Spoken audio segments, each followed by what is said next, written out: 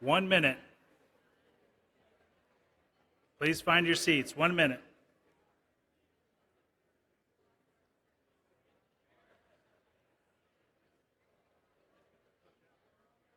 Hey, Commissioner.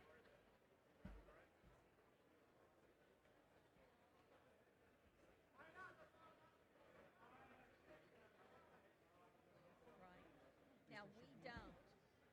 We will, in Texas, and see, that's another problem. It's variety. There are some states that will email the ballot as well as receive it by email. There's other states 30 that seconds. will mail out the ballot, but you have to mail the ballot in. I just wanted to say, okay, great.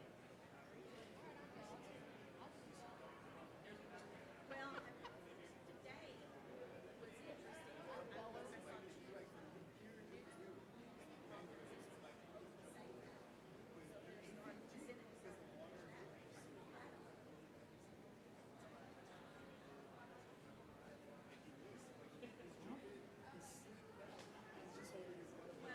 Good evening.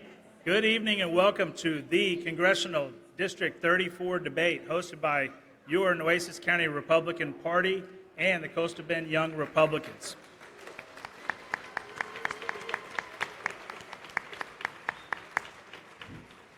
My name is Chad McGill, and I have the honor of serving as your Vice Chair of the Republican Party, and I also have the honor tonight of introducing our County Chair, Carmen Calderon. There's nothing I can really tell you that you don't already know about our County Chair, Carmen, but he assumed the County Chair position in April 2023, and for those of you who have seen exponential growth in your Republican Party in Nueces County, please a round of applause. That work comes from all of us, precinct chairs, the Republican clubs, all of the different volunteers, and a lot of that comes from servant leadership, a leader who actually works with people, listens to them, understands what their needs are, delegates quite well, but at the same time leads with a purpose. And so with that, I'm very honored to give you our moderator for the evening and host, Chairman Carmen Calderon.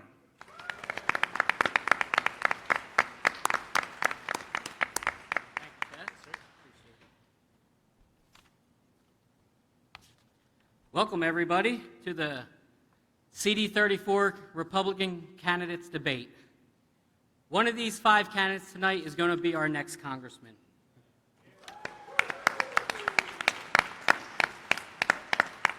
Tonight, voters will have the opportunity to hear directly from the candidates seeking to represent South Texas in Congress.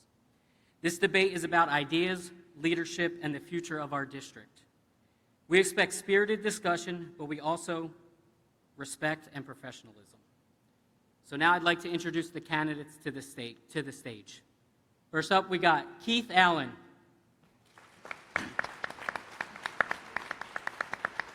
Greg Kunkle.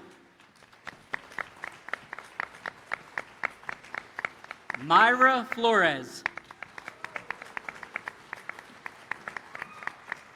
Eric Flores. Luis Buentello.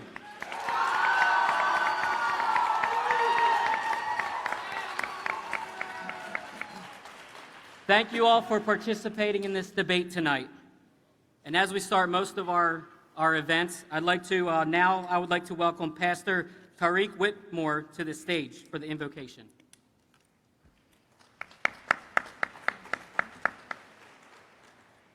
Would you bow your heads with me? Well, Lord God, we gather here tonight first to honor you and to recognize your hand that has been upon this nation since its founding.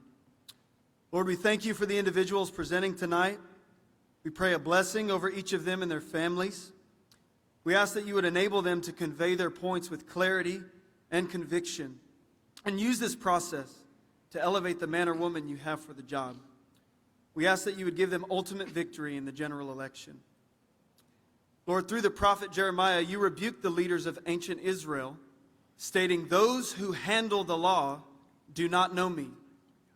Well, we declare that that will not be the case in this hour. We pray that those who handle our law would experience a rich relationship with God and receive all wisdom and insight to govern in the fear of the Lord. Lastly, we thank you for the privilege of living in this great nation. We bless this nation. We bless the state of Texas, and we bless District 34. We pray all these things in the mighty name of Jesus. Amen. Amen. And now please stand as our SREC members Chuck Burnett and Royce Albrecht lead us in the pledges.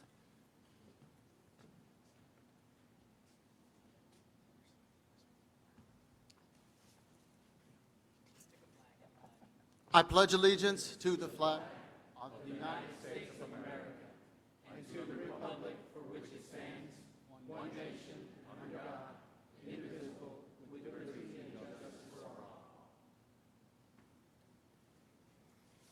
Honor the Texas flag.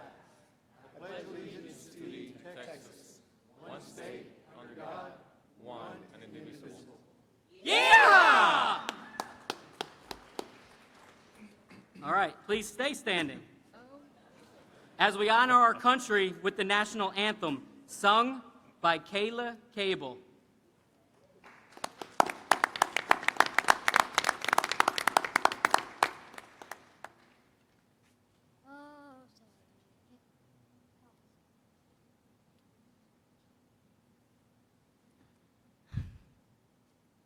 Oh, say, can you see by the dawn's early light what so proudly we hailed by the twilight's last gleaming, whose was stripes and bright stars through the perilous fight.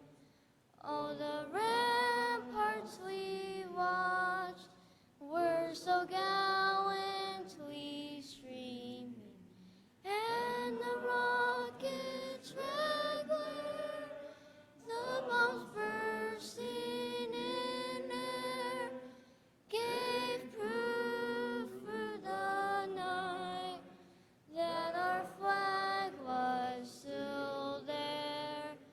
Oh, say does the star-spangled banner yet wave? Oh, the land of the free and the home of the brave.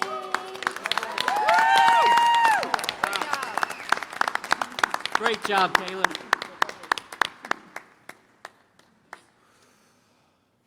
All right, now I'd like to, you can sit now. Oh, hold on, just kidding. All right, now I'd like to introduce Luke Schritter, President of the Coastal Bend Young Republicans. Well, welcome everyone to the Congressional District 34 Republican primary debate. That's a mouthful. My name is Luke Schritter. I'm the president of the Coastal Bend Young Republicans. First off, thank you for coming. I know there are many things you could have done tonight, so thank you for choosing to come here. This is a historic moment in our country, a moment in which the direction of the country is being battled for and chosen. Tonight, you will have on display the effectiveness and command of each candidate vying to represent the Republican Party in District 34. The person you choose to send to the general and then to Washington will have a tremendous position to influence the direction of this country. Let them make their appeal to you tonight, why they would be the best congressman or congresswoman to bear that responsibility. I hope and pray that you will attend to what they have to say and that you select the best candidate to be the Republican Party representative in the race for District 34. Now, if you are considering getting involved beyond this debate, or if you want to connect with other like-minded conservatives, consider joining the Coastal Young Republicans or the Nueces County Republicans. To join the Coastal Bend Republicans, you can go to cbyoungrepublicans.com. Best of luck to all our candidates tonight, and I hand it back to Carmen Calderon.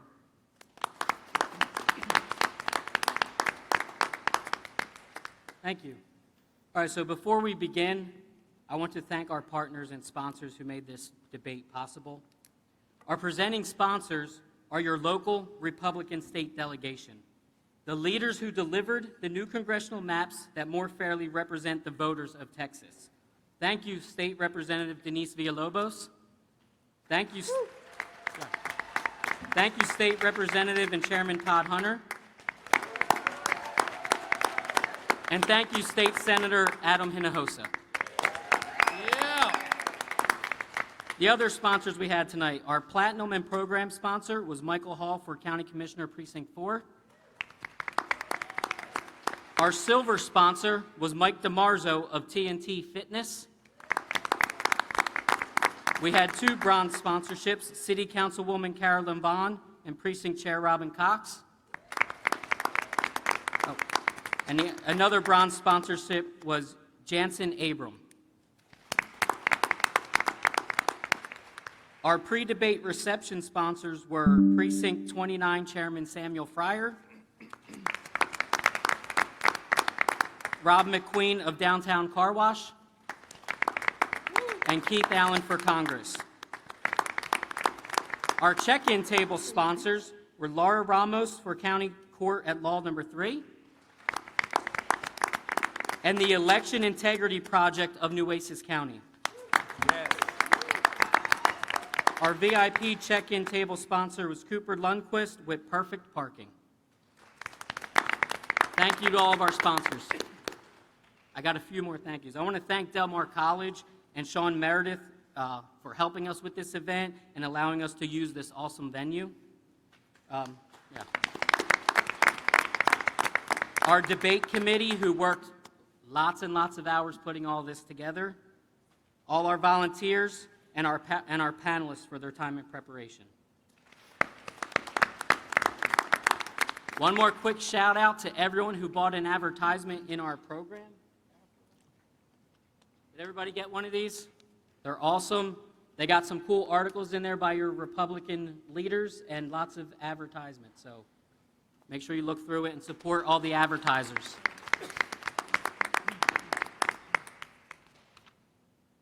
Okay. So now, this is how the debate is going to work tonight. Each candidate will get an opening statement for 2 minutes. Each question, they will get 90 seconds to respond.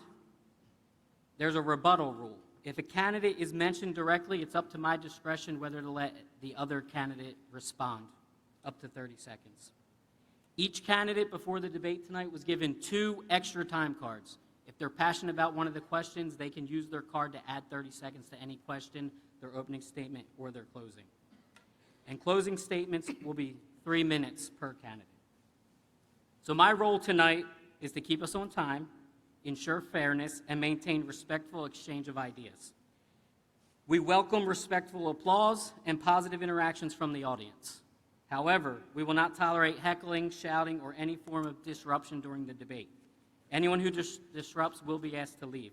And we do have law enforcement officers here protecting us. Give it up for our law enforcement. Woo!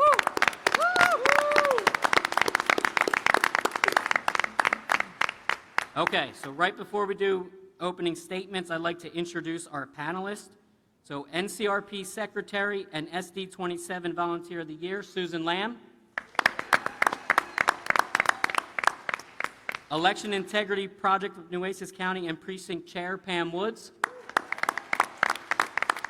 And as you all know, our Coastal Bend Young Republicans President, Luke Schroeder. All right, so let's get started. Opening statements. Keith Allen, you may begin when you're ready, sir. Okay, well, good afternoon, Nueces County. All glory, all honor, and all praise to Jesus Christ, King of Kings and Lord of Lords. I'm Keith Allen. I am a husband, I am a father, I am a business leader, but above all, I am a Christian sold out to my Savior and Lord Jesus Christ.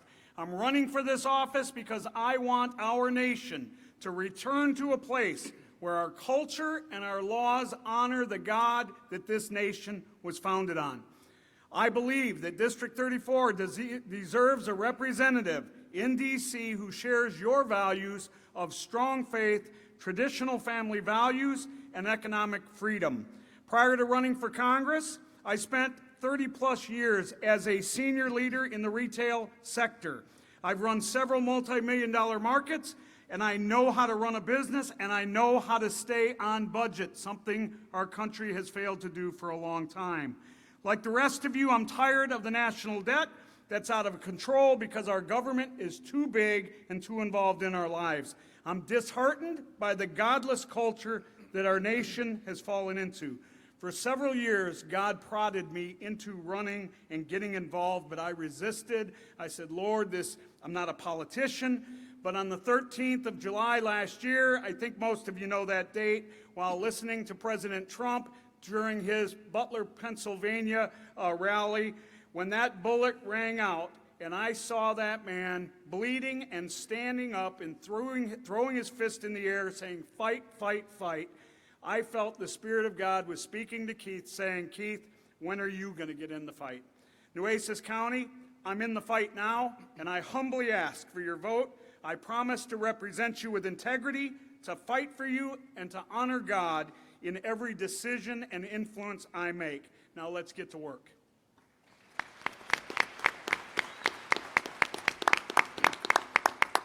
Mr. Kunkle, go ahead. Ladies and gentlemen, it is a pleasure to be here. Thank you so much, Nueces County, for hosting this wonderful event. My name is Gregory Scott Kunkle, Jr., and I'm running to be your next congressman from South Texas' 34th Congressional District. I am born and raised in this district. I love this place. I'm a husband of four. I am a father of four, a Christian husband, a worship leader at my church, born and raised along the U.S. border, and I am proud of it. And it is my job as your congressman to make sure and make the American dream as accessible to all of you here today, because that is what my mother instilled upon me growing up. My mother was a Hispanic conservative woman growing up along the U.S.-Mexico border. And actually, she worked at an immigration detention processing facility where they took in people captured at the border and would treat them medically. Unfortunately, during the Biden regime, the illegals that came over, she passed away during COVID due to the influx of COVID that was found, and was the first nurse in that facility to pass away. And it's because of this that I learned that politics affects policy and policy affects people. People like me, people like you, and people like my mother. And that's why I am running today, to make sure that our policy, our politics will affect our children in the best possible way. Jobs, innovation, energy, water for our children and their children, acting with a vision and a plan for the next 25 years. Because our current leaders have failed to do that, ladies and gentlemen, and that is what I offer you today. I call it Vision 2050, a plan for the next 25 years encompassing job, water resources stewardship, closing our border, helping our farmers, making sure that we have a place with Christian conservative values and a country that stands by that faith. And that's why I am running to be your next congressman here in District 34. Thank you. Myra Flores. I am Congresswoman Myra Flores, and I am running to retake back Texas District 34 and finish what we started back in 2021. I served under the worst administration, the Biden and Harris administration. I served under the worst speaker in history, Nancy Pelosi. And under that administration, I was called the far-right Latina, and they made my life a living hell for standing for God, family, and country. I have a voting record to stand on. When I was in Congress, I voted to protect your Second Amendment. I voted against same-sex marriage. I voted to protect the sanctity of life. Under the worst administration, I voted against the open border administration. I voted to put Texas District 34. My vote was the America First. Under, again, the worst administration. Nancy Pelosi not only tried to embarrass me by pushing my daughter on the day I got sworn in, but she didn't embarrass me. She embarrassed herself and the entire Democrat Party. I will always be proud of my daughter for standing up that day, but she stood for all of us on that day. So I'm here to ask for your support, to give me the opportunity to finish the work that we started back in 2021. A lot of people say, Myra, you've lost twice. Why should we vote for you? When I got elected, the district was a Biden +4. When I served, during the time that I served, they redrew the lines and made my district a Biden +17, meaning that Biden had won my district by over 17 points, made it 4 times harder for me to get reelected. I fought in 2022, I fought in 2024, and I lost by 2 points in a district that Biden had won by 17 points. Now that the lines have been redrawn, a lot of people want to take the opportunity to take this district, but no one has worked harder than Team Myra in Texas District 34. So we will finish the job that we started. Thank you so much. God bless you, and God bless the United States of America. Eric Flores.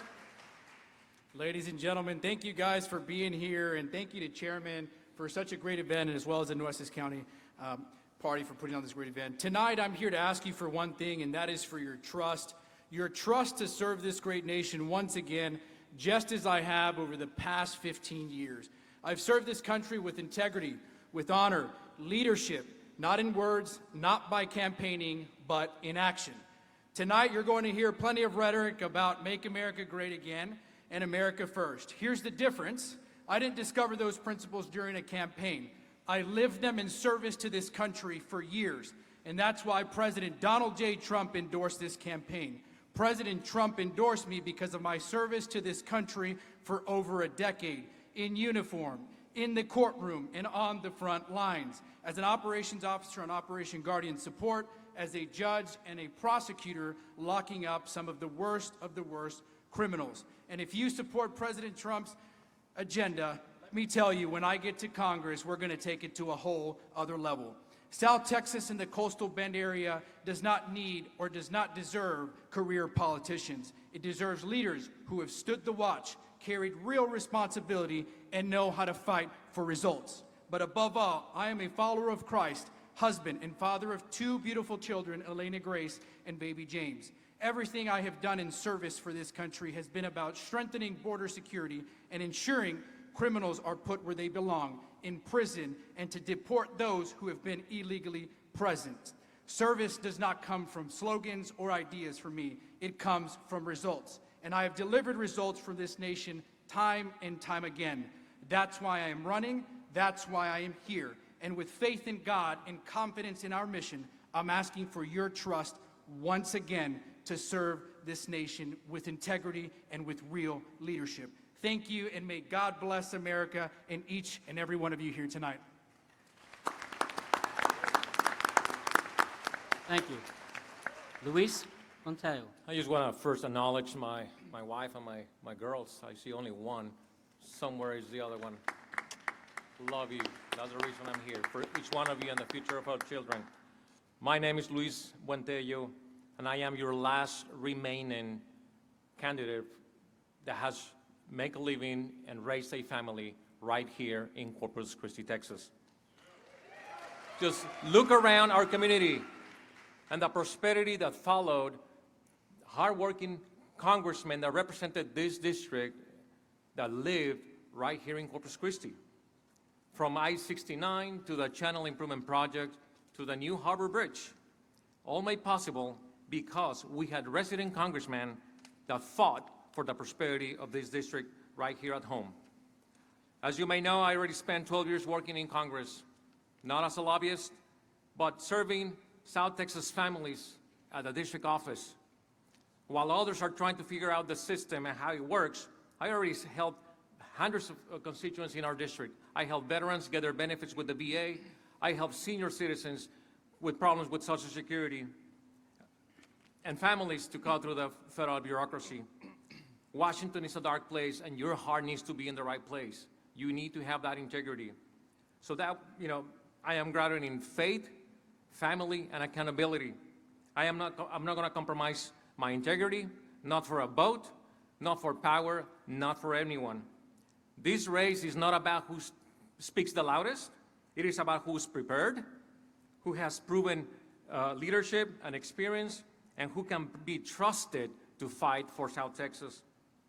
Experience is not something that you learn after you get elected.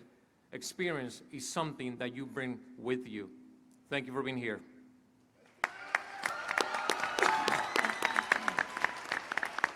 Thank you. Now we'll move on to the question portion of our debate. Our first question the first answer will be from Gregory Kunkle, and it will be about border and national security. Susan Lamb, please ask the first question.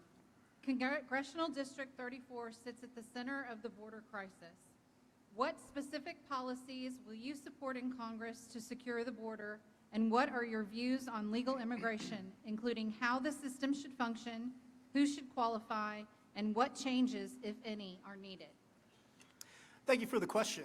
You know, I'm a fighting Texas Aggie. I work for Texas A&M University full-time at the Global Cyber Research Institute, where right now the Department of Homeland Security, as well as our Department of Defense, use technology and research that we developed on the front lines. Ladies and gentlemen, the border is a new place. It is a new place of warfare, drugs, and human trafficking. And thanks to President Donald Trump, the border is secure right now. I've been calling for the militarization of our border for the last 4 years, and through the President Trump administration, we have seen the military go on guard. We have seen increased Border Patrol resources with the big, beautiful bill, increased technology, because that's what the cartels are using. They're dropping drugs using drones, and we now have the funding, the technology, and innovation to counter that. Furthermore, I support the president and this administration in the offensive capabilities that we're currently taking to Venezuela. I am ready to enact kinetic action in Mexico, ladies and gentlemen, because that is what it's going to take. Peace through strength in showing our military might. And ladies and gentlemen, we need to disincentivize illegals from wanting to come. The Biden administration had an app that gave them directions and application. If we get into their minds and disincentivize them from wanting to come, they will not make it a demilitarized zone just like we have around the world. We can prevent and completely secure our border. Thank you. Myra's next. Getting President Trump reelected was a top priority for me in 2024. That's why I was the only one in the stadium that actually helped him get reelected, traveled with him to swing states, spoke at his rallies, because I knew that he was going to be the only person that was going to enforce the laws and secure our borders. And he's done a tremendous job. I mean, God bless President Trump and this administration. Our borders are secure. Now, we do have a lot of work to do. But the work that he has done, I mean, is just remarkable in 1 year. But that is why, for me, it was a top priority to get him back into office. But legal immigration is the only way. If you cross illegally into this country, you should never have a path to citizenship. You want to become an American citizen, you come here to the United States, but you do it the right way. You do it the legal way. So I support President Trump's administration right now with these massive deportations. They're just enforcing the laws. If Democrats don't want them, don't want ICE, God bless ICE, right? I mean, they're doing God's work at this moment. And so if Democrats don't want ICE to do their job, why don't they change the law? They're just playing politics with the American people. Because ICE and the administration is only enforcing the laws that are already in place. President Trump has not put in place no new law. They're just enforcing the laws. And that is why, for me, it was a top priority to get him reelected back into office. Thank you. Perfect. Eric Flores.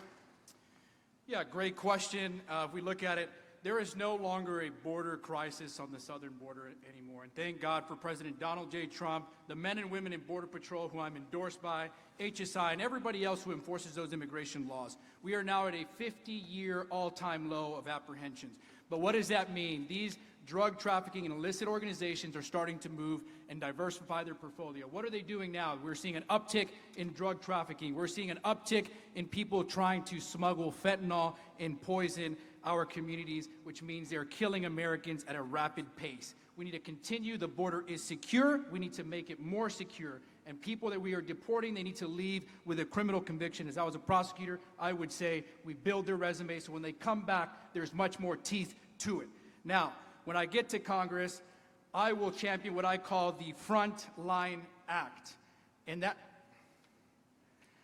the Frontline Act. As a former federal prosecutor prosecuting under the Otto Penn failed Joe Biden administration, we were lucky to dismantle the largest human smuggling organization. What I want to propose is the Frontline Act, which gives federal prosecutors and federal agents every single power and discretion to dismantle these cartel and human smugglers. At the same time, our immigration system is broken. We are seeing fraud with H-1B visas. We can no longer incentivize that. And we are seeing countless fraud with our asylum systems. We need to fix it, we need to reform it, and have clear pathways. Luis Buentello. Thank you. In Congress, I will support policies that enhance border security with technology and also provide more support for our CBP officers on the border to stop drug and illegal and human smuggling. Our immigration system, as it's been said, is broken. Yes, it needs to be reformed. We need to improve it because right now, as it is, it takes a long time to get sometimes people processed here. And the reason is because of the available visas that we have every year. By statute, we allowed 1 million people to come legally to the U.S. So we need to improve that. We need to improve work visas. You know, ask Michael Miller or people that are in the construction industry, the struggle that they have getting people to work for them. It is hard. It's not easy. And that affects our local economy as well. We need to attract skilled workers to come and help us support our local economy. So on our national security, you know, we have our military bases right here. And that's extremely important for us because they are strong supporters and strong economic drivers for our economy. So in the last week's event, we had an event in South Padre Island, and they asked a very good question, which is committee preferences, which is extremely important. What committee preference you would have. So I was the only one who said, I like to be in the House Armed Services Committee. Of all the candidates, I was the only one. Why? Because I know Corpus Christi, I live in Nueces, and I know the importance that NAS Corpus Christi and NAS Kingsville and the impact that they have in our economy. So for that reason, that was one of my priorities to be in that committee. Thank you.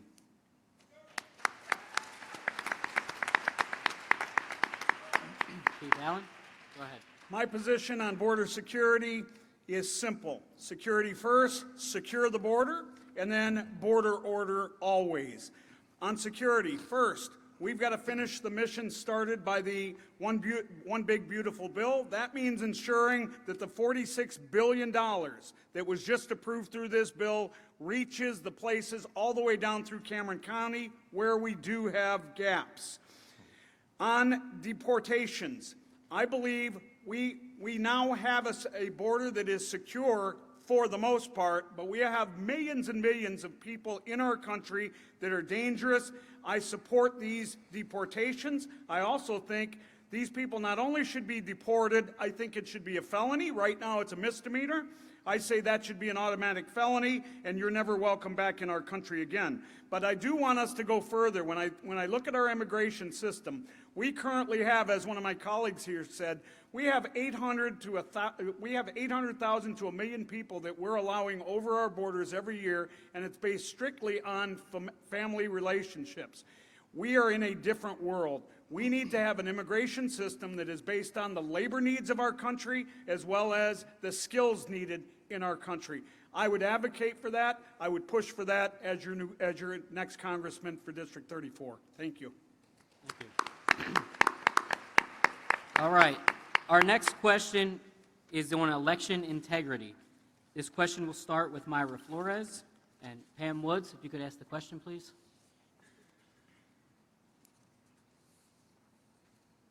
The military, can you hear me? Can you hear me? Yeah. The Military and Overseas Voter Empowerment Act of 2009, which is known as the MOVE Act, was intended to expand voting access for members of the military and U.S. citizens living overseas. However, critics argue that the law has disproportionately benefited overseas civilian voters rather than active duty military, while also raising serious concerns about election security, particularly the use of electronic voter registration and the acceptance of ballots transmitted by mail in some states. As a member of Congress, would you support reforms to federal election law that clearly separate military voting from overseas civilian voting, strengthen verification and vetting of overseas voter registrations, and prohibit the electronic transmission of ballots? Absolutely. But I want to bring something to your attention right now. I need every single person here to call Senator John Cornyn. This is an urgency call. We have the SAVE Act right now sitting in the Senate. If we do not pass the SAVE Act before the elections, we will soon lose our country. We must protect our voting rights. This bill would only allow, which should be the way, only American citizens. Unfortunately, Washington has endorsed many rhinos, and that is why we cannot pass the SAVE Act. And it's sitting right now at this moment to protect our voting rights. I've had all these endorsements, but the reason why we cannot pass the SAVE Act is because of rhinos in the Senate. It has passed the House, but we cannot pass it in the Senate. So I urge every single person here to call Senator John Cornyn and pressure him to pass the SAVE Act before the elections. We have to make this into law. If not, those who are illegally in this country will also be voting and making an impact in this country. So yes, I support this, but right now, the SAVE Act needs your immediate attention. Thank you.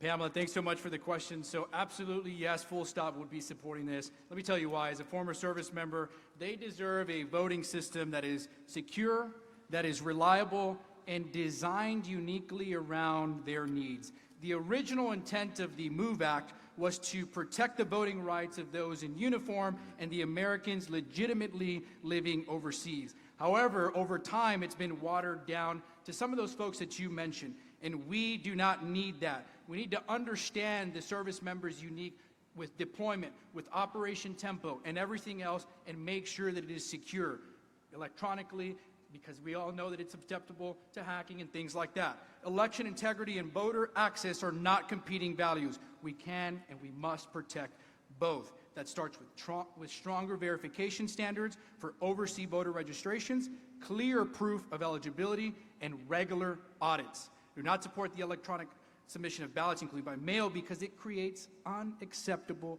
risk. We cannot have that for our service members. Americans must have full stop confidence that every lawful vote is counted and that no unlawful vote cancels out the voice of a citizen or a service member. Reforming these systems is not about restricting the vote, it's about protecting it. Thank you.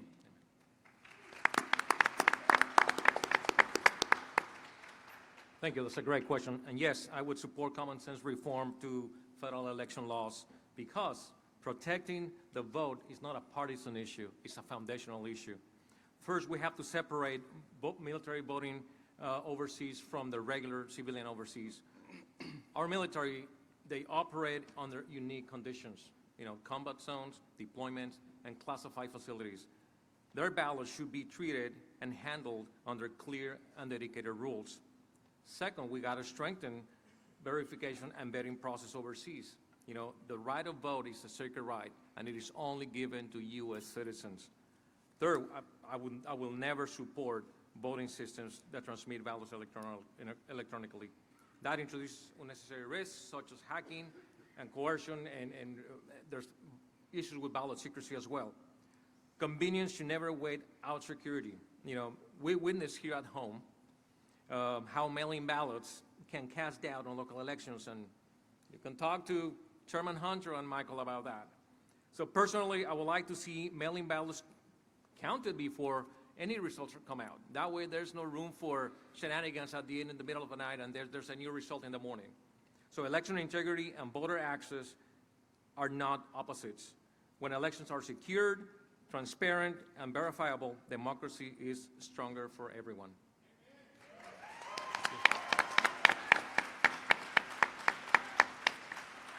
Our military members put their lives on the line to defend our democracy, so they should not have to fight the bureaucracy to participate in it. That being said, the MOVE Act has blurred the line between active duty military service members and civilians living indefinitely overseas. As your congressman, I would support 3 reforms. 1, separate military and civilian voting streams. I support the current PROVE Act. It's an act that's going through Congress right now, which currently prioritizes the expedited handling of military ballots, just like the MOVE Act did, but while at the same time it requires overseas citizens to provide the same proof of residency as you or I have to. Right now, there's a loophole there. Second, we must prohibit the electronic transmission of ballots. Email voting is a huge cybersecurity risk. I think we all know that. I will fight to prohibit electronic return of marked ballots for all citizens and move toward a voter verifiable paper audit trial for everyone. And finally, we should strengthen verification under the SAVE Act that my colleague mentioned. We want to ensure that only U.S. citizens are on their rolls, but even without that, we have the SAVE Act database, and we can use that to cross-reference these our overseas residents. We can cross-reference them to make sure that we have integrity in our process. Thank you. Thank you for the question. You know, it's great to see former Democrats praising election reform. And you know, being from South Texas, we have a lot of illegal election actions, and we need to go to Congress and change those right away. Of course, in the Biden administration, we saw highly irregular voting tendencies, and again, candidates on this stage praising that election with Kamala Harris. But in U.S. Congress, as your congressman, the 3 things I would work on right away for election integrity include making Election Day a federal holiday where everyone has the ability to go vote in person, passing voter ID. If you didn't know, in Mexico, I have a great friend, became a U.S. citizen the correct way, a business owner, and he showed me 2 IDs from his time in Mexico. His normal national ID and his voter ID, which Mexico requires to go and vote. So I would also pass that law as well, mandating a voter ID when you go show up to vote on the federal holiday of election, as well as voting in person. All votes need to be in person unless you are part of the U.S. military, which I can tell you from experience. A good friend of mine in college lived abroad her entire life, the last 15 years, and posted on Facebook a picture of her voting for Kamala Harris from London. Not a military service member, just the average citizen, should be highly illegal, and we need to make sure to reserve that right strictly for our service members. Thank you. All right, our third question has to do with 2 major ports being in Congressional District 34. This question will start with Eric Flores. Luke Schroeder, could you please ask the next question? Sure. Congressional District 34 now includes 2 major ports, the Port of Corpus Christi and the Port of Brownsville. Many voters in Nueces County are concerned that having 2 ports in the same congressional district could divide attention and resources. If elected, how would you balance the interests of both ports? And what would guide your decision if the 2 ever competed for federal funding, projects, or policy priorities? Luke, thank you for the question. So Texas 34 is unique because we are home to 2 nationally critical ports, Port of Corpus Christi, Port of Brownsville. They are booming. This is where we are going to not only see the state boom, but the entire nation. I don't view it as a conflict at all. It's a strategic advantage. Our job in Congress is definitely not to pick who gets more and who gets less. It is to make sure that both ports have the federal support that they need to do what is best. I will work hand in hand with Congressman Cloud to make sure that they are run efficiently, competitively, while strengthening South Texas and the Coastal Bend area as a whole. Corpus Christi, as you all know, is an energy and trade powerhouse, literally ranking 1 and 2 when it comes to oil, LNG, refined products. Now let's look at Brownsville. Brownsville is a gateway for manufacturing, aerospace, steel, cross-trade border. Different missions, same objective, jobs, growth, and national security. Balancing priorities means fighting for fair federal investment, modern dredging, resilient infrastructure, and streamlined permitting, those that don't take over a decade, and not playing the politics when it comes to it. We need to cut that red tape. I've worked complex multi-agency systems my entire career, someone who understands and who can align those interests, because when both ports wins, Texas 34 wins, and when Texas 34 wins, America wins.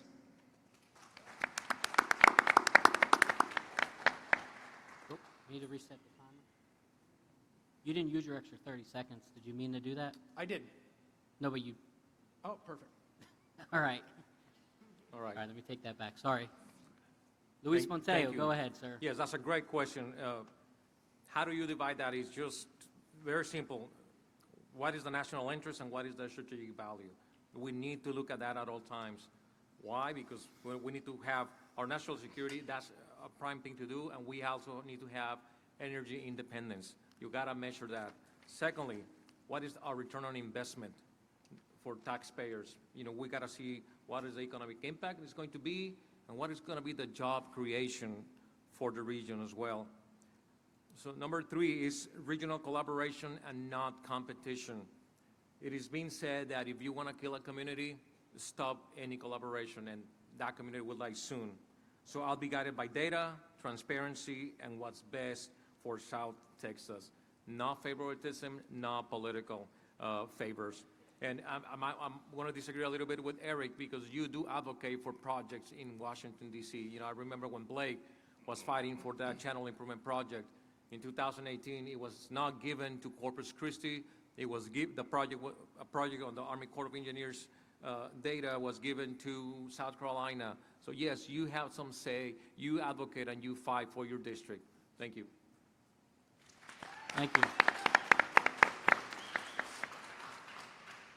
Keith Allen, go ahead. Okay, I may use my extra 30 here. I'll start with just 2 quick stories because it's interesting. We do have to acknowledge the question. I met with a group of pastors, I don't know, 2 months ago down in the valley, and they had a question for me at the end of the meeting, which was, hey, if you're a congressman for 34, which port is most important to you? I met with 5 pastors up here in Nueces County. A month after that, same question. If you're our congressman, which one are you going to prioritize? I agree with Mr. Flores down here. This is a strategic advantage. We should be looking at this district as the energy industrial powerhouse of the world. I mean, when you think about what's going out of our ports right now, yeah, you have the steel, the ag down in Brownsville, but you also have next decade liquid natural gas opening next year. They will be exporting 5% of the global LNG. Global. Plus you had 88 billion go out of Port of Corpus Christi last year. We have a lot of leverage in Washington. I also agree with my colleague over here where he said, you know, you have to look at this as a business. So you look at a project, you say, which one is, what's the return on investment? And what are the national security implications? I believe most of the time we will have so much leverage in District 34, we should fight for it all, and I believe we would get our unfair share. In fact, I'll end it there. Thank you very much. So you're not using your phone. All right. I'm going to save it. Mr. Kunkle, go ahead. Ladies and gentlemen, the ports are very important. Of course, we all know this, but I ask you this question today. Can the port function without water for the future? Water in Corpus Christi. Actually, in South Texas, we are fighting the same battle. Even our farmers are looking for water. SpaceX is looking for water. And I bring that up because in U.S. Congress, the first bill and initiative I will work on will be bringing federal funding for water from Corpus Christi down to Boca Chica. Now, going on the topic of the ports, as a matter of fact, I am so excited as a homeschooling family and a homeschool father. Part of our science time is we go watch rockets launch from South Padre Island, SpaceX, and Boca Chica Beach. And if you didn't know, ladies and gentlemen, South Texas, District 34, has one of the only spaceports of 3 in the entire world, the other 2 being in the central Austin area. Yes, we have airports, marine ports, and now spaceports that are part of the future, part of my vision, and I believe South Texas will play a role in that development and in that growth. Now, even SpaceX to this day is fighting for water for their facility and their growth, and quite possibly the single largest company in the entire world is growing in this district today. So yes, I do have a vision for the future, a vision of both ports working together. We need water so that LNG and our commercial exports can continue to grow. I also see a vision of future spaceports, possibly in the Corpus Christi area, up and down the coast, because that's what Texas is doing. We are innovating, creating jobs. We are a powerhouse of energy. Nuclear energy is coming. LNG is growing in South Texas up to here, and now we are in the new space race. Make no mistake, we are fighting China to go back to the moon, to go to Mars, and it's happening from right here in District 34. We've beat them before. We've led the world in aerospace, and we will do it again, because that's what America does. We win. Thank you. Myra Flores, go ahead. Well, our ports will not be competing with each other. They will be complementing each other. And I will make sure that they strengthen the communication so that we both work together in making sure that they get the funds that is needed for both ports. I will not allow anyone to pin them and to compete with each other. That is not how we do it in Texas District 34. We will strengthen every single port in District 34. Thank you so much for mentioning water. Water is very important for both ports. I do want to thank President Trump for making this also a priority. The Agriculture Department also made it a priority by putting in place tariffs to Mexico to force Mexico to release water into Texas District 34, because under the Biden administration, they were not releasing the water that they owed to us. And we lost the sugarcane in South Texas, the last sugarcane that we've ever had in South Texas. And that was thanks to the Biden administration that did absolutely nothing to pressure Mexico. But President Trump, first thing he did was pressure Mexico by putting in place tariffs. And after what happened in Venezuela, I do not think Mexico wants to mess with the United States. So they just made an announcement that they will be releasing water into Texas District 34. I hope for Mexico's well-being that they actually keep their word and that they release the water that they owe to us. It's our water. And I hope that President Trump makes sure that they actually do it, because a lot of times they say one thing and don't actually do it. But as your next Congresswoman, I'll make sure that it gets done. Thank you. All right, before we move on to the next question, Eric Flores, you were mentioned. Do you want to? I'm good. You're good? All right. Go on to the next question then. Thank you. Our next question is about the economy and inflation. This question will start with Luis Buentello. Susan Lamb, could you please ask this question? Sure. For more than a century, U.S. monetary policy has been controlled by the Federal Reserve, which has drastically expanded the money supply, contributing to inflation and a weaker dollar. Families in South Texas are struggling with rising costs. At the same time, we are seeing the rapid rise of cryptocurrencies and alternative financial systems that operate outside traditional banking. As a member of Congress, how would you approach oversight of the Federal Reserve, and what role do you believe Congress should play in regulating or integrating digital currencies into the U.S. financial system? That's a great question. So Article 1, Section A of the Constitution grants Congress the authority to oversee the Federal Reserve because monetary policy affects every family, every paycheck, and every small business here in Nueces County. I believe in strong oversight of the Federal Reserve, not political micromanagement. The Fed must remain operationally independent, but not unaccountable. We need to have rigorous and frequent hearings to force the Fed to explain how their monetary policy affects housing costs, credit access, and regional economies, not just Wall Street. The Fed's job, the first priority is for them to have price stability and employment, not social policy or climate policy. Congress must reassert their role. The Fed should be transparent and focused.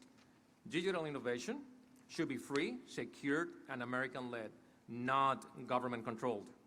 My goal is a financial system where that works for our working families and the smallest businesses and the future generations. My wife and I go and shop at H-E-B on Saratoga, and we talk to our neighbors, and we share their pain. You know, at the end of the day, we are not rich people. We're just like you, hardworking families, family-focused individuals just trying to make ends meet.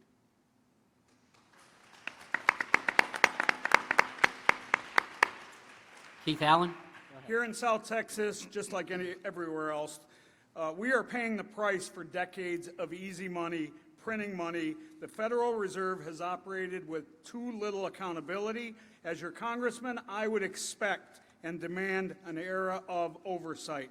First, we've got to audit the Federal Reserve. For too long, they have fueled the inflation by expanding the money supply without a check from the people's representatives. I will support, there is an act right now, the Federal Reserve Transparency Act, to ensure that every dollar printed and every policy shift is scrutinized to protect the purchasing power of families in this room. Second, we must embrace financial innovation.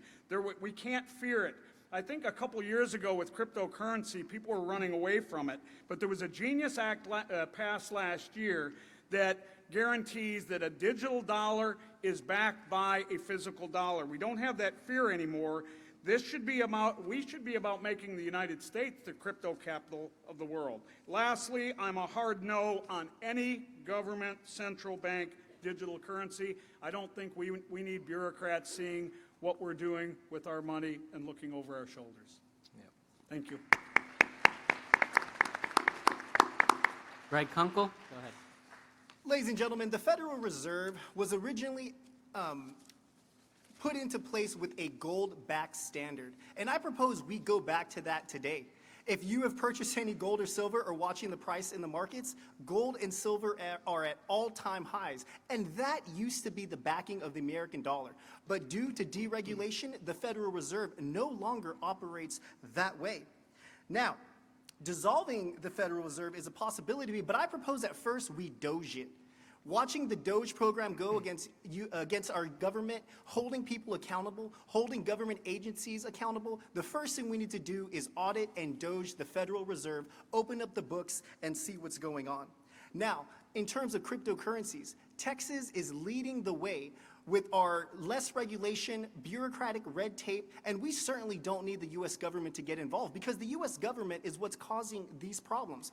Overreaching spending by our government, increasing inflation, higher costs of eggs, milk, food, energy, our daily lives is because of the spending and overreach our government is doing. So thankfully, I'm encouraged to see the state of Texas deregulating digital currencies, opening the market, and I do predict that Texas will be a global leader in future digital currencies as we speak today. Thank you. Myra Flores? Go ahead. Well, as y'all know, Congress is the purse, and I'm sure that you do not trust Congress at this moment with your purse. So I do not believe in giving Congress more power. We need to give more power to you. We do not need Congress telling us what to do and how to spend our money. I believe in transparency, absolutely. I actually agree with my colleagues here, but no more power to Congress.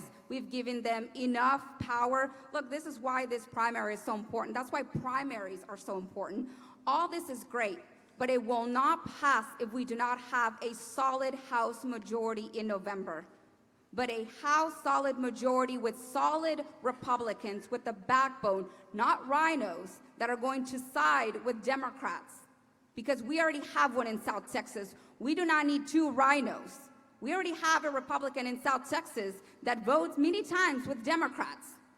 You do not want, in Texas District 34, a rhino.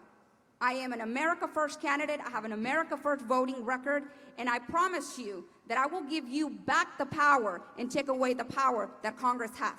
Thank you. Thank you. Eric Flores, go ahead.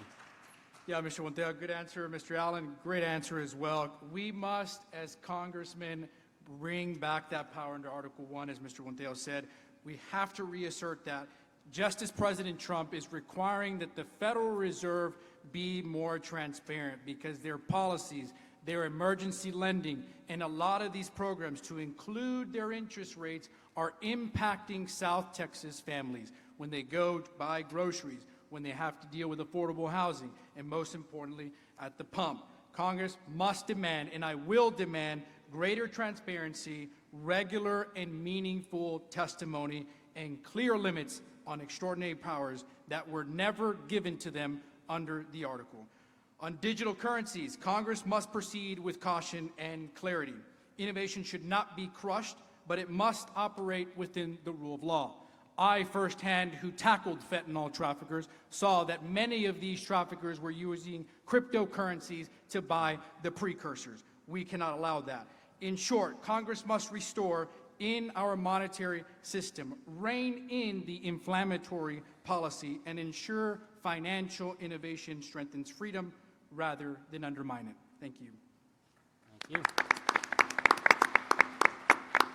All right, this next question has to do with the Constitution, and it will start with Keith Allen. Pam Woods, go ahead. With concerns growing about judicial overreach and federal power expanding beyond the limits outlined in the Constitution, how would you, as a member of Congress, help realign our government with its founding principles? Specifically, what 3 actions would you champion in Congress to ensure that federal government operates within the constitutional boundaries of Article 1, 2, and 3, and the protection of the Bill of Rights? Thank you for that question. Right now, Washington is upside down. Instead of the people that you elect to make the laws, we have thousands of unelected bureaucrats in D.C. making the rules that affect your paycheck, your business, and your kids' school. My plan would put the power back in the hands of the people with these simple steps. 1, we will stop regulation without representation. I will advocate for the REINS Act, which says if a government agency wants to pass a major new regulation that costs the taxpayers millions, they have to bring it to Congress for a vote. If it doesn't pass, they can't spend the money and they can't spend our money. Second, we let judges be judges. I will pass the Judicial Transparency Act. It will work we will make sure that our courts go back to their original job, looking at the law independently and protecting your rights. Let the judges stay in their lanes. I think we've all been frustrated with that. And then finally, I think we need to do a constitutional cleanup. The Constitution gives the federal government a specific to-do list. If a program is not on that list in our Constitution, like the Department of Education, and you could use the EPA, you could use HUD, you could use Department of Energy, if that's not in the Constitution, it should not be a federal program. That should go back to the states, and the money follows that. Thank you. Gregory Kunkle, go ahead. Ladies and gentlemen, the people that represent us in Congress in Washington, D.C., they work for us. They work for you. I intend to serve you. First of all, the first initiative I work on is holding activist judges accountable. These no-bail laws, where criminals can go right back on the street, commit atrocious crimes, I think they should be subject to the same punishment, whatever crime someone that they release with no bail, for not giving them and keeping them behind bars. Secondly, in Congress, now people go to Congress to get rich. In fact, some candidates on this stage are paying themselves as a candidate with donor money. But I think we should pass laws against that, against insider trading, and make sure that no one goes to Congress just to get a buck. And then lastly, in the executive branch, we've seen many times presidents overstep the reach and boundaries that they should. During the Obama administration, we saw them attacking churches using the IRS and going after them fiscally. During the Biden administration, we saw them closing of churches, disallowing your God-given right inalienable right to worship as you choose. These are things that we should never allow as the people, we the people of these United States. And in Congress, I will be a vocal advocate to make sure we cancel judicial overreach, to make sure we hold Congress accountable, no insider training, as well as always holding our president and executives accountable as well. Thank you. Myra Flores, go ahead. Well, in my time of Congress, I made sure that every vote that I made followed the Constitution and that your constitutional rights were protected. Many times I was told, Myra, if you vote for this, you might not win your reelection. This bill was called the Communities Act. Actually, it was called the Safer Communities Act that would go against the Second Amendment. They were going after your Second Amendment. But they named it something really nice because they know that most Americans are not going to read the bill. And they named it Safer Communities Act. And you had a lot of people on both sides co-sponsoring this bill. And I was encouraged to vote in favor of this bill. And I ask you to research this bill, the Safer Communities Act. I read this bill, and they said to me, if you do not vote for this bill, you will lose your reelection. And I said, I'd rather lose my reelection than to vote to take the rights of the American people to hold their firearm. So it is important that you understand that I have a voting record to stand on, unlike anyone standing in this podium.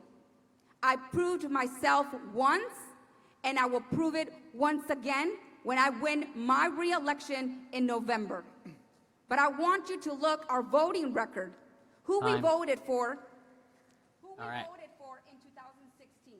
I voted for President Trump. Who I voted for in 2020. Who I voted for in 2024. President Trump, President Trump, President Trump. I've been a Republican practically all my life. To this day, I remember telling my dad, who thought he was a Democrat, by the way. But I told my dad, Dad, you racist Republican, you just don't know it. You're a Republican. But thanks to President Trump in 2020, he voted Republican for the first time. That's the time. And thanks to Biden, he is now a solid Republican. So I just encourage all of you to look up our voting Thank record you. because it matters. All right. Eric Flores, go ahead. Yeah, absolutely. The problem here is that Congress has steadily abdicated its responsibility, allowing for the power to be concentrated in the judiciary. Restoring our founding fathers' principles requires one thing, in Congress to actively enforce the structural limits set out in Articles 1, 2, and 3, along with the protection of the Bill of Rights. So let me answer your question of the three things that I would do. First, I would work to restore Article 1 primacy by curbing excessive delegation of lawmaking power. Congress must write the law with clear standards and reclaim authority that has been handed to the unelected bureaucrats through vague statutes. Lawmaking belongs to Congress, not to administrative agencies that are not elected, or the courts to the judges who are appointed. Second, I would support aggressively reforms that reinforce Article 3 limits by narrowing the scope of the federal judicial power. That means clarifying standing, jurisdiction, and remedies to prevent courts from issuing nationwide injunctions, as we have seen time after time against President Trump. Courts exist for one thing, and that is to resolve cases and controversies, not to act as super legislators.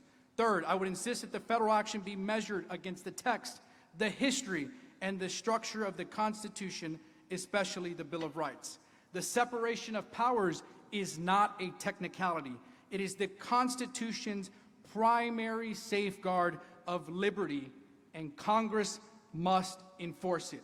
I will do that with the same tenacity that I did in a state court, federal court, appellate courts, and here recently in the Supreme Court, as I was the only one to assist with that brief to ensure that the Chairman Hunter and Senator Adams Hinojosa redistricting stood. Thank you all. Thank you. Luis Buentello. Our Constitution is built on limit. Limits on power, limit on ambition, and limit on the government itself. When any branch exceeds its limit, liberty is at risk. As a member of Congress, I would work on realigning our government with its founding principles in 3 ways. Number 1, reasserting Congress Articles 1 authority. For too long, we have given too much power to other branches of government. Federal agencies do a lot of regulations, the executive branch through emergency powers, and of course through our inaction in Congress. We need to use oversight to check judicial and bureaucratic excess. Judicial independence matters, but judicial supremacy is not on the Constitution. Congress has the constitutional tools, and it must use it responsibly. Oversight hearings to make sure and expose those people making policies from the bench. Jurisdiction clarity to ensure federal courts stay within the limits of Article 3. Local communities know their needs better than Washington bureaucrats. Our founding fathers didn't trust power, and neither should we. The answer to judicial overreach isn't chaos or defiance. It is a Congress that does its job. Respect the Constitution and restore the balance the framers intended.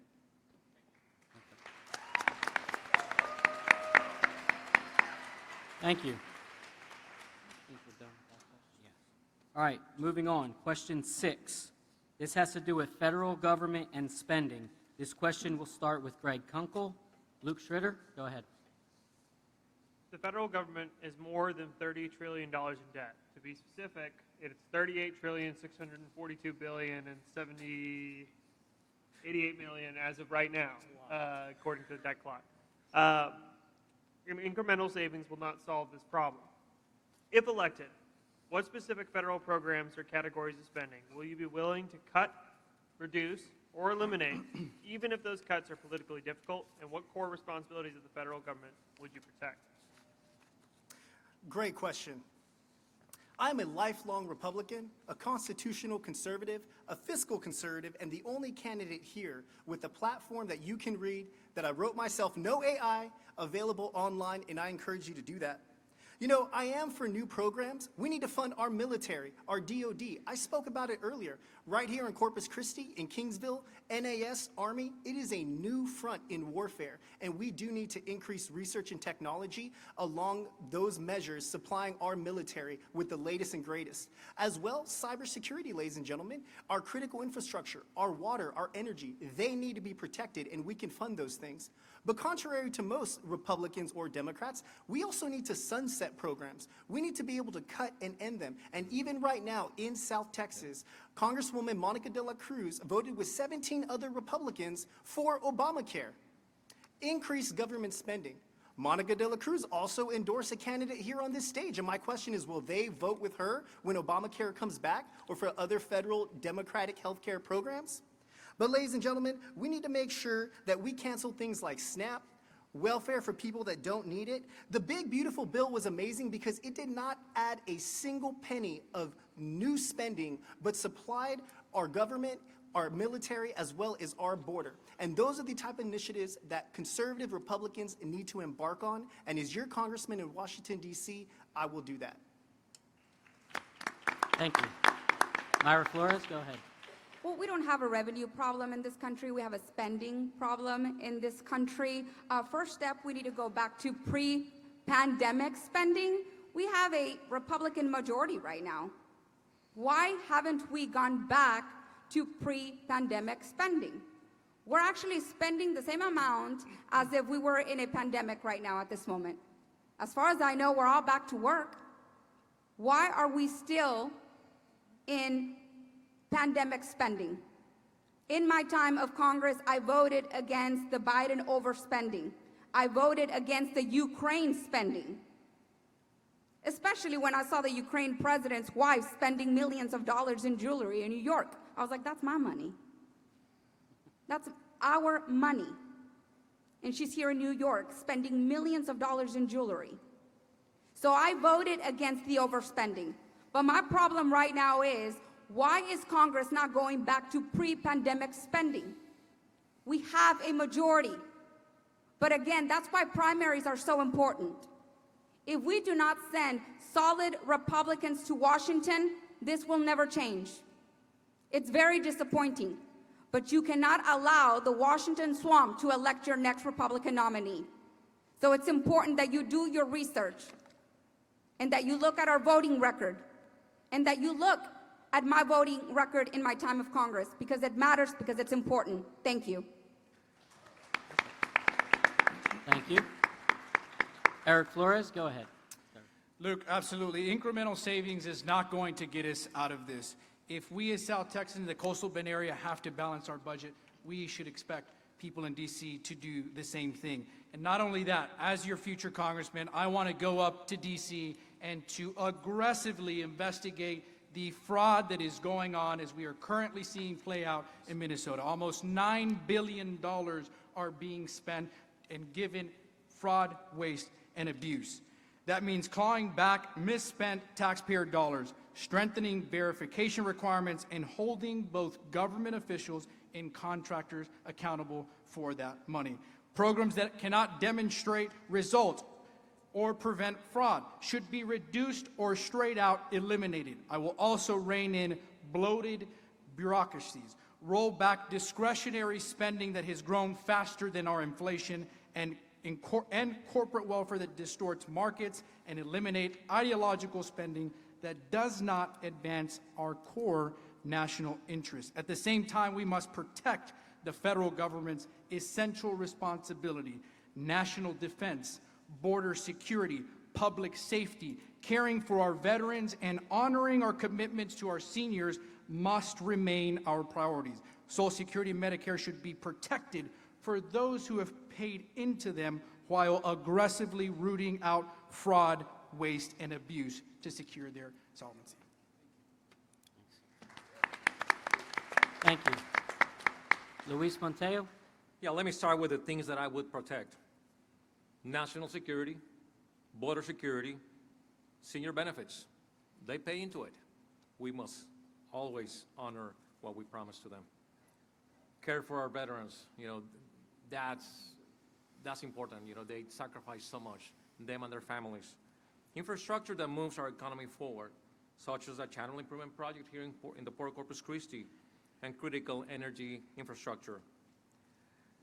Things to cut and reduce or eliminate: oh my goodness, waste, fraud, and abuse. As Eric just mentioned, what's happening in Minnesota with all these child care facilities, the abuse and the fraud that is happening there.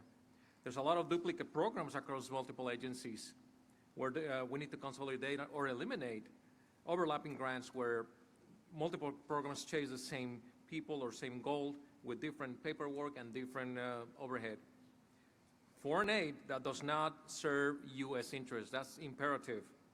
We also need to pass a law where we can balance our budget every single year. I'm not running to cut just for the sake of cutting. I'm running to stop Washington from spending like there is no limit. Thank you. Thank you. Keith Allen? I agree. We have a waste, fraud, and abuse problem and a spending problem. Our national debt, when you think of $38 trillion, we're spending $2 billion a day just on interest. That's $1 trillion a year. That's more than we're spending on our national defense.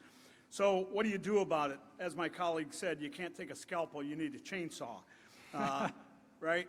Here's what I would tell you. How do you address it? Number one, I think you continue to work the DOGE initiatives. I mean, just last week, there was another $180 billion that was found. 2 weeks ago, the Congressional Budget Office identified $500 billion, half $1 trillion in unauthorized spending. As your congressman, I would support the continued work of DOGE, and I think we have to, honestly, I think we have to escalate it. I would also advocate for the elimination of the Federal Department of Education. I know we've talked about that a lot, but we should take those billions of dollars The 10th Amendment says we shouldn't have it anyway. Take those billions of dollars, put them in block grants to our states. I can tell you this, the state of Texas would do a much better job of managing our money in our schools than our federal government. And then third, I'd say we need to exit the UN. I've said this for a while. This is nothing more than a global bureaucracy filled with a bunch of countries. Most of them don't even like us. Some of them hate us. We're sending billions of dollars to them, and the truth is it does not even fit the America First agenda. I am a no to any cuts on Social Security, on Medicaid, and I would protect our veterans' health, and certainly our ports and our national security. Thank you. Thank you. I think that was the last one for that question, yes. Before we move on to the next question, I just want to give a shout out to everyone watching online. We have over 60 viewers on there. And if you're watching online, go to nuecescounty.gop.com and sign up as a volunteer. We're going to need your help in the future for this election. All right, so the next question has to do with faith. This question will start with Myra Flores. Susan Lamb, go ahead. As a member of Congress, what role would your faith play in your decision-making, and what role should the federal government play in supporting families, faith-based organizations, and local communities without overreach?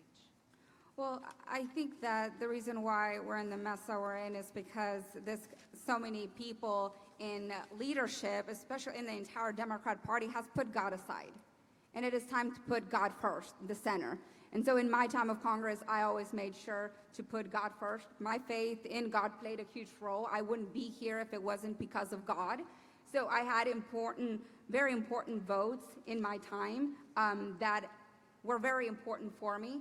Because of my faith, I voted against same-sex marriage. Because of my faith, I voted to protect the sanctity of life. But I'll say this, something that I appreciated very much from the House Republicans, there was no conference that started without prayer. Every conference started with prayer. And Congressman Jody Arrington, in my time of Congress, took me to this area. Myra, if you ever have a difficulty voting for something and you need guidance, I'm going to show you something.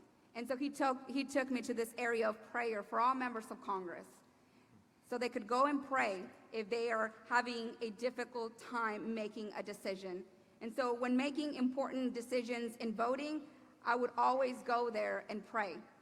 And I knew that right after that, I would make the right decision. So I'm always grateful for Congressman Jody Arrington for taking me to that prayer that was made for everyone. But I'll tell you this, you won't see a Democrat there.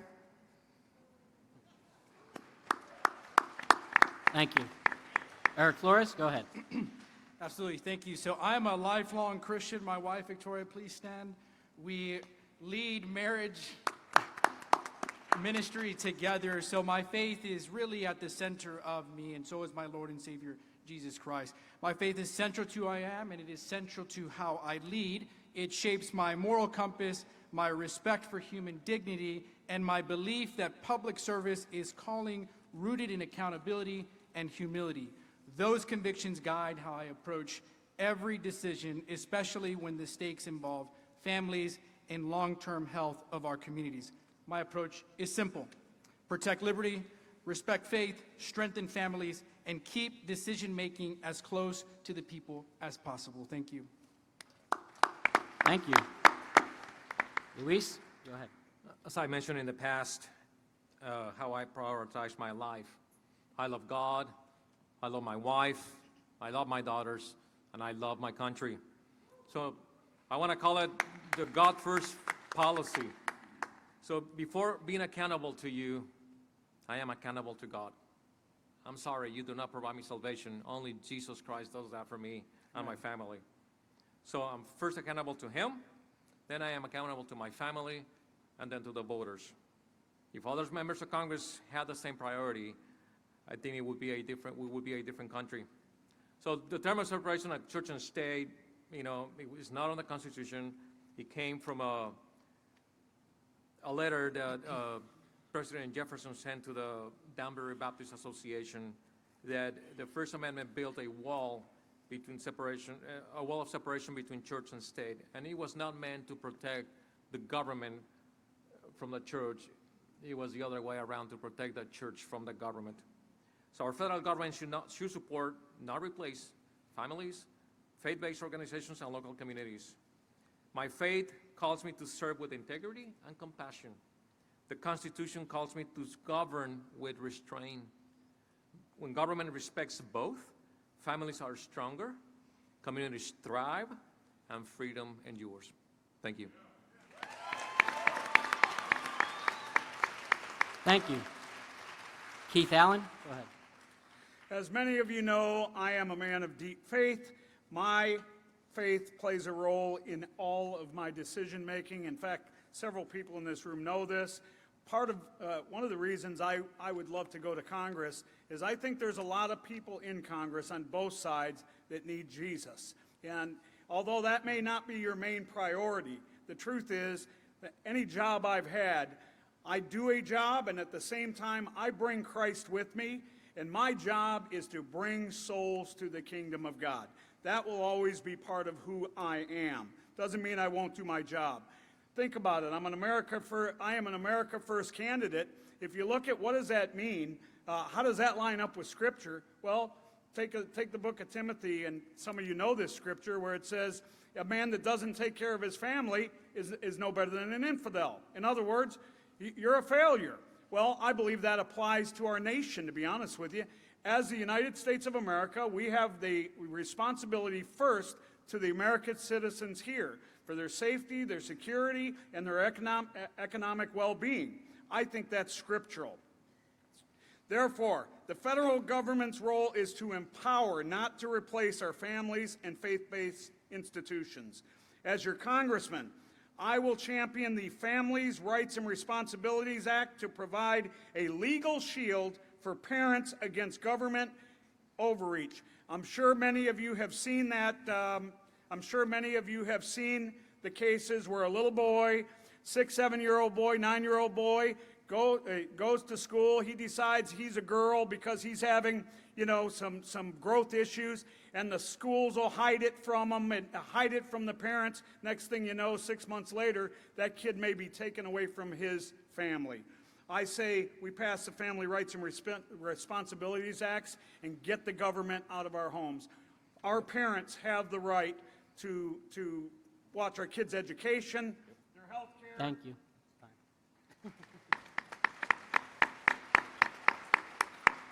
All right, Greg Kunkle, go ahead. It's like the great President Ronald Reagan said, the scariest words an American can hear is, I'm from the government and I'm here to help. And as a father of 4, a husband of 17 years, a worship leader at my church, I am compelled by my faith in Jesus Christ, and it guides me every single day. I'm happy to see right now with President Trump and this administration, the most pro-life administration we've seen in the history of these United States, saving the most vulnerable, unborn children, thanks to our SCOTUS, our Supreme Court, and our president. And ladies and gentlemen, I think we need to take it upon the Republican Party to go even further. In U.S. Congress, I want to champion adoption reform because I believe every child, even an unaccompanied minor that's crossed our border, deserves and has the right to a mother and father. And I think that is the next initiative we need to take. In regards to overreach of our federal government, I want to see the government come back and get out of religious and educational institutions. As a homeschooling father, our founding fathers wanted limited government, and we have seen in our own home what our faith, our parents being the first teachers of our children, can do for our communities, what it can do for our nation, and we need to return to that standard, ladies and gentlemen. We need the government out of religion. We need the government out of our schools. The parents, the core nuclear family, a mother and father, is what has made this nation great and what will make it great again. And that is what I am running on in U.S. Congress, ladies and gentlemen. Thank you. Love your heart, bro. Okay. I want to thank all the candidates for pretty much staying on time. We're a little bit ahead of schedule, so we're going to squeeze in one more question, but we're only going to do 1 minute for this question, okay? I know you guys are probably getting tired out there. So anyway, this last question is again about election integrity. This question will start with Eric Flores. And Pam Woods, if you could ask the question, please. While federal law sets a single election day, some states accept ballots long after that day, delaying results and fueling public distrust. Would you support legislation to require that all ballots for federal elections, including mail-in, overseas, and military ballots, be both cast and received by Election Day, ensuring uniform rules and timely results nationwide? Absolutely, full stop. Our most sacred right that we have, besides the practicing of our faith, is our voting right. That is why my brothers and sisters in uniform, long time, have fought for that right. It is our most sacred right. We must protect it, full stop. So yes, we cannot be casting ballots and receiving them long after the date when they are due. Why? Because we need accountability. Not only that, I would take it a step forward and say that we need audits, day of audits. We should not be looking at the rolls way after 2 or 3 weeks, and we also need independent audits. We appreciate our election workers and our election judges, but at no cost, we should be working with our federal and state agents to ensure that our rolls are protected from beginning to end, to ensure that every vote is protected and not unaccounted for. Thank you. Thank you.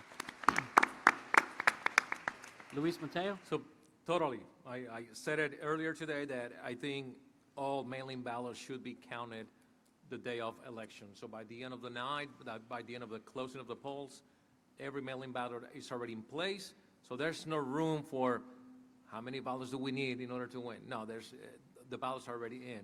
Definitely, we need to have trust in our system. If we lose that trust in our voting system, man, there's no hope for our country. I came from a country where elections are decided even before the election day. They know who the winner is going to be, and that's Mexico. It's no surprise to anybody.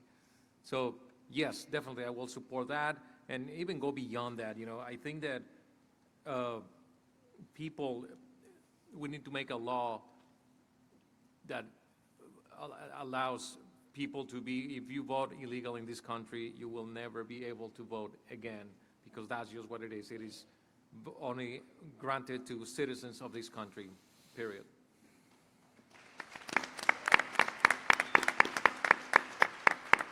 Keith Allen? Go ahead, sir. This question has come up quite a bit this last year. A lot of different conversations I've had, and there's always somebody that says, well, you can't do it because of this, you can't do it because of that. Here's what I would tell you. There's a lot of things I like about President Trump. But maybe the thing I like the most about him is you never hear him say, we can't. It's, how can we?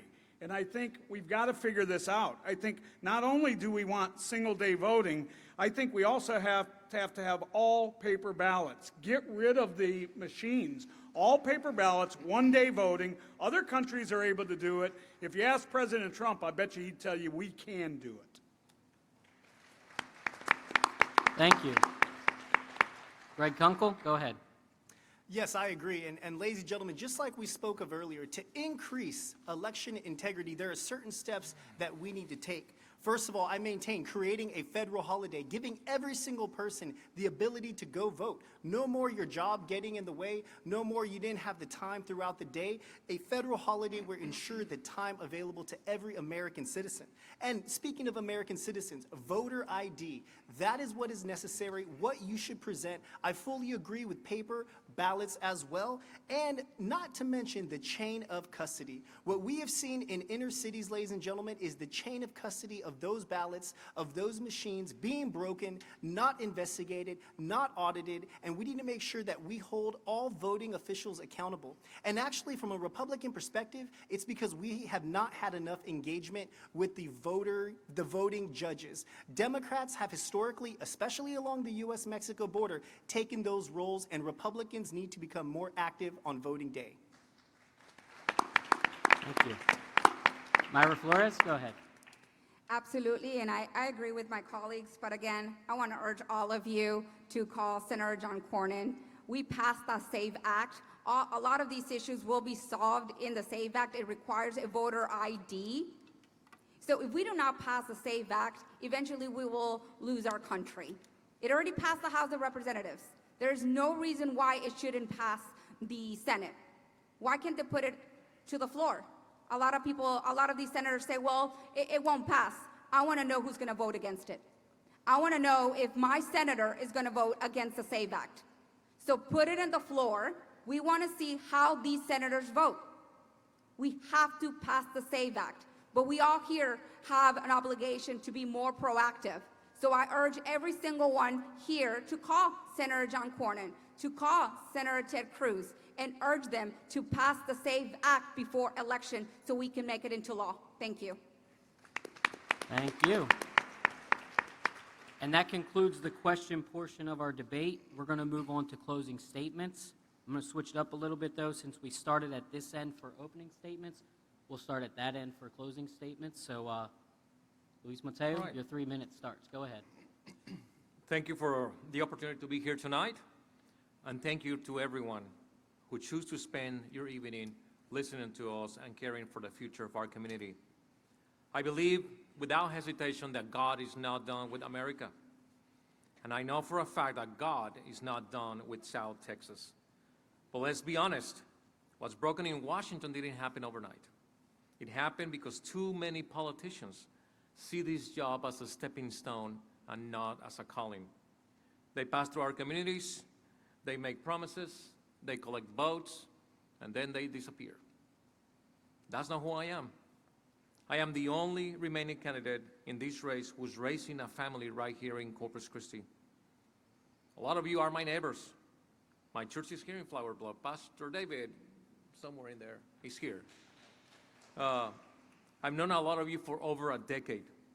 We saw the devastation that Hurricane Harvey caused in our neighboring communities. We are extremely concerned with the water situation that we're facing right now in our city. This is not a place I visit. This is home. When decisions are made in Washington, I don't think about the poll numbers or political consultants. I think about my daughters and the future that we're leaving them and the next generation. I believe God calls willing people, not perfect people, not elites, not career politicians, to stand up when the moment demands courage.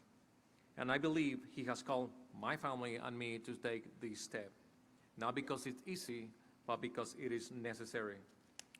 Trust in our government has been shattered, respect for the people has been lost, and faith in leadership has been replaced with excuses. I'm running to change that. Yes, I have a huge accent, but I do not think with an accent. Just remember that. My name is Luis Buentello, and I am asking for your vote, not just to win an election, but to restore character, accountability, and common sense in Washington, D.C. Give me the opportunity to fight for you, give me the opportunity to defend our values, and give me the opportunity to represent South Texas with the integrity it deserves. Thank you. May God bless you, and may God bless the United States of America.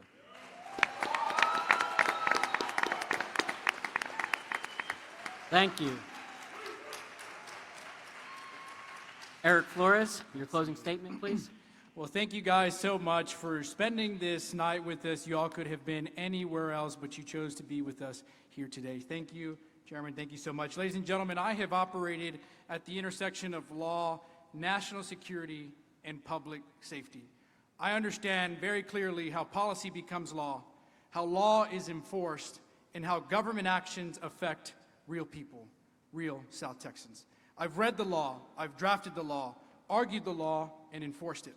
That matters in Congress, where words on paper become consequences for families, communities, and this nation. If elected, my promise to you is to stand shoulder to shoulder with President Trump, Speaker Johnson, our local electeds, Border Patrol, our men and women in uniform, to protect our border, protect American workers, defend our freedoms, and restore accountability in Washington. I am running for office because I sincerely believe public office is a responsibility, not a reward. I believe service comes before self, always, not when it is convenient. I believe South Texas and the Coastal Bend deserves a representative who has already proven they can lead with integrity and selfless service, honor, and pride for this country. I would be honored here today to earn your vote. I would be honored to earn your trust and the opportunity to serve for you in Congress. Thank you. God bless America, God bless Texas, and God bless Corpus Christi. Thank you. Myra Flores, your closing statement. Well, together we're going to put the American people first. We're going to keep our borders secure. We're going to empower all hardworking Americans, and we are going to ensure the American dream for our children, grandchildren, and the future generations. I'm not from Nueces County. I graduated from San Benito, Texas. I became a respiratory care practitioner. But prior to that, I was a farm worker. I was a server. Many said, you don't have the qualifications to be in this position. Well, I'm here to tell you that the reason why we're in the mess that we're in is because we are not running our country. No disrespect for lawyers, but we got plenty of you. It is time that we have farmers, nurses, teachers, everyday Americans, servers, plumbers, truckers, you name it, all of you start running this country. Americans that understand what it's like to live paycheck to paycheck. We need to start running our country at the local level, at the state level, and at the federal level. Do not allow anyone to tell you that you do not have the qualifications. Because when I got to Congress, at first I thought, how did I get here? Within 24 hours, I was like, how did they get here? And I realized that we do have the qualifications to be in this position. So you're taking a chance by putting these candidates into Congress. You're not taking a chance with me. I have a proven record, an A+ voting record. I've had all these endorsements you've heard before. But endorsements don't matter if you do not have a voting record. I have proven myself. Not to Washington. No, I have proven myself in Texas District 34. So no, I'm not from Nueces County, but I give you my word that you will always be my top priority. Thank you, and God bless the United States of America.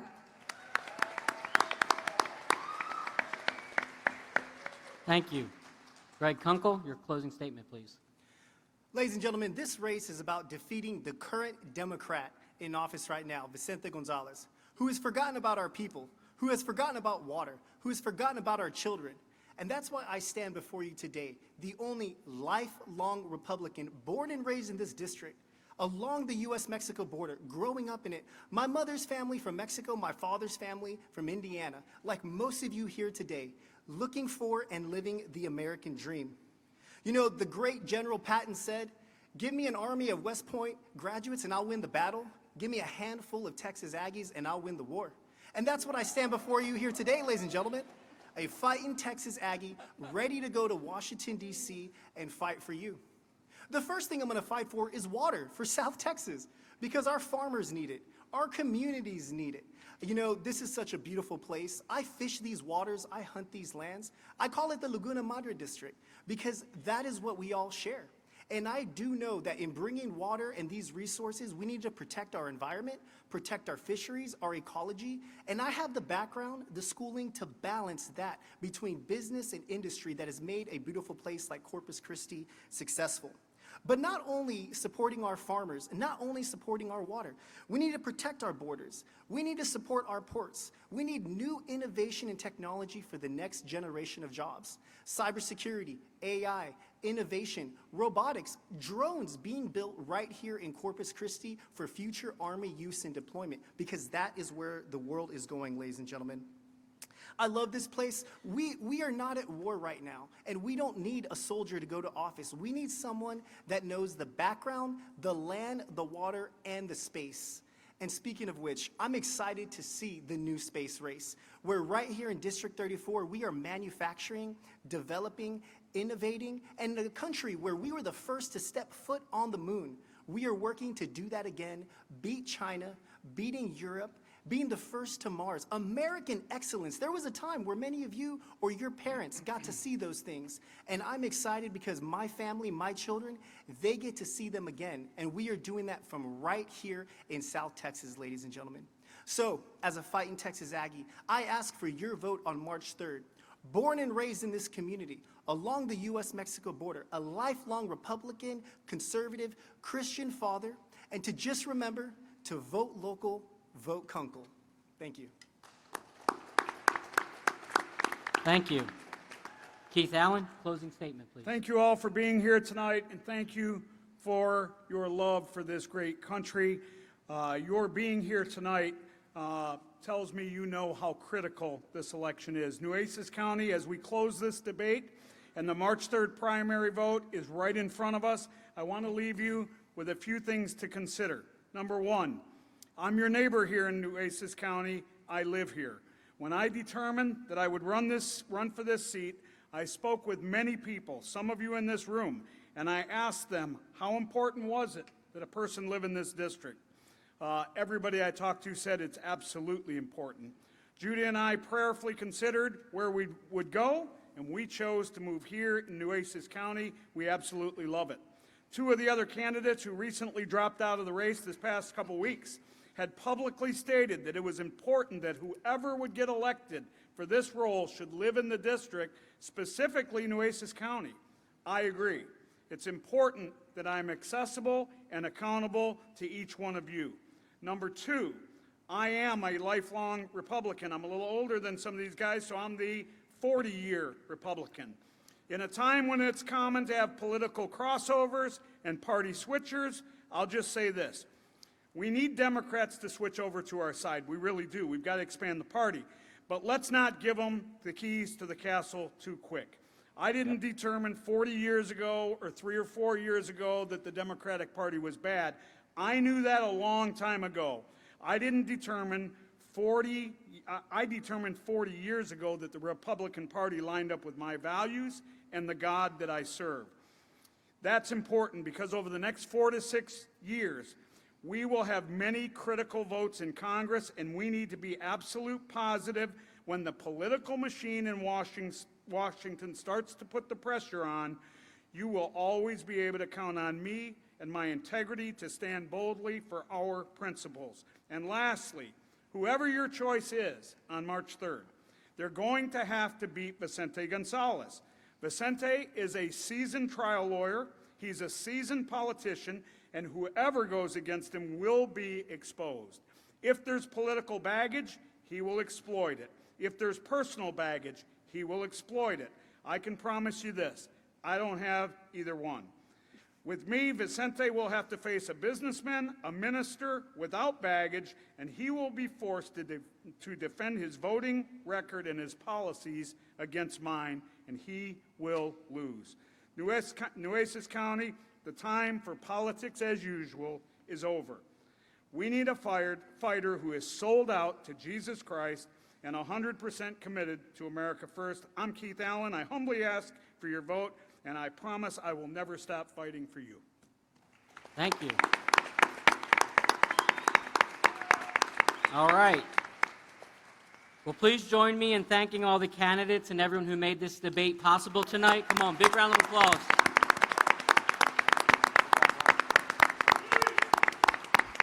But most importantly, thank all of you. Thank you for being informed voters. Thank you for coming out tonight.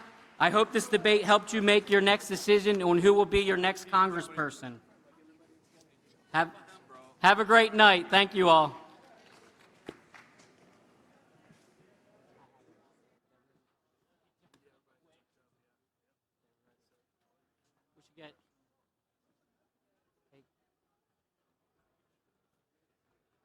Alyssa. Oh. I want to get it.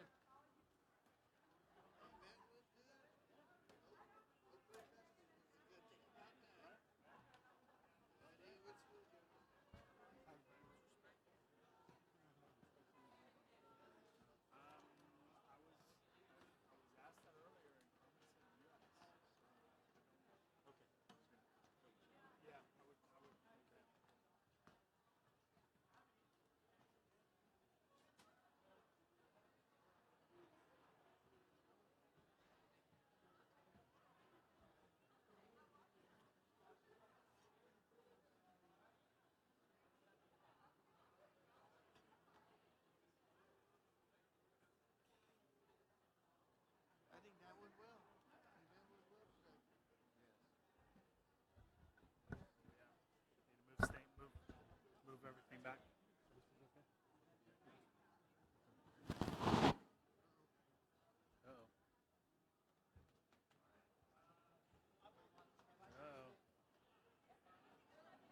What's going on?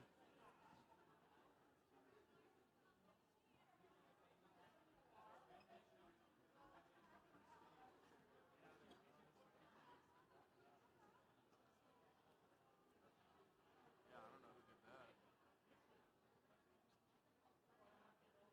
Yeah, I'm with Luke.